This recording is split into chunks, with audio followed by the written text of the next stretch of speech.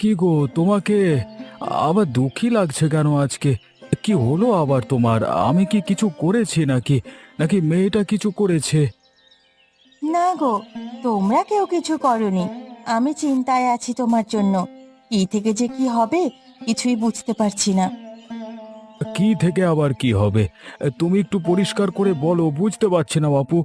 এরকম খেয়ালির মতো কথা বলো কেন তুমি? সমস্ত মাঠ জমি বৃষ্টির কারণে জলে ডুবে গেছে। কত ফসল চাষ করেছিলে বলো তো? সব নষ্ট হয়ে গেল এবারে। এই দিন দিন বৃষ্টি যা হচ্ছে, বাকি ফসলগুলো নষ্ট হয়ে যাবে। তোমাকে এ নিয়ে চিন্তা করতে কে বলেছে? আমি কি বলেছি তোমাকে এসব নিয়ে চিন্তা ভাবনা করতে? আরে এরকম দুঃখী মুখে বসে থাকতে কি বলেছি তোমাকে? তুমি সব সময় আমাকে এমন করো, আমার কি চিন্তা হয় না বলো তো তোমার জন্য? এতদিন করে এত খেটে সবজিগুলো তৈরি করলে, ফসলগুলো ফলালে, আর এই মাত্র 3 দিনে সব কেমন হয়ে গেল। আরে বাবা, চিন্তা তো হবেই, চিন্তা হবে না? কিন্তু এরকম ভাবে চিন্তা করো না, তাহলে তো তোমারই শরীর খারাপ করবে। আমি কি তোমার খারাপের জন্য বলি? আরে আরে, তুমি রাগ করছো কেন? আমি তো অমন করে বলতে চাইনি। তুমি যদি আবার শুধু শুধু রাগ করো, আমি কি করব বলো তো? ঠিক আছে, তুমি যেমন বসে আছো বসে থাকো। আমি বাইরে গেলাম, মাঠের দিকে যাই, একবার দেখে আসি কি অবস্থা জমিগুলোর। সাবধানে যাবে, ছাতা নিয়ে যাও।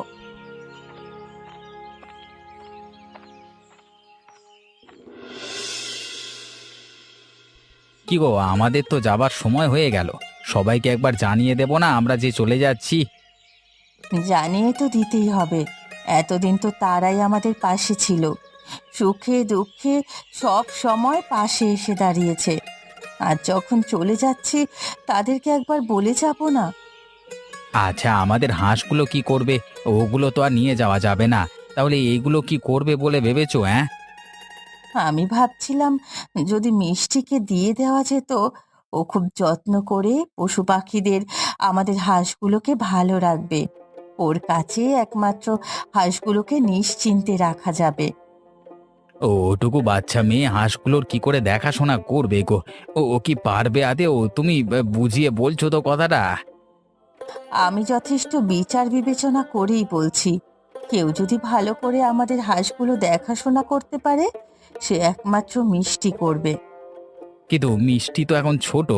আমি ভাবছি যে মিষ্টিকে না দিয়ে যদি অন্য কাউকে দেওয়া যেত, সেও তো দেখাশোনা করবে।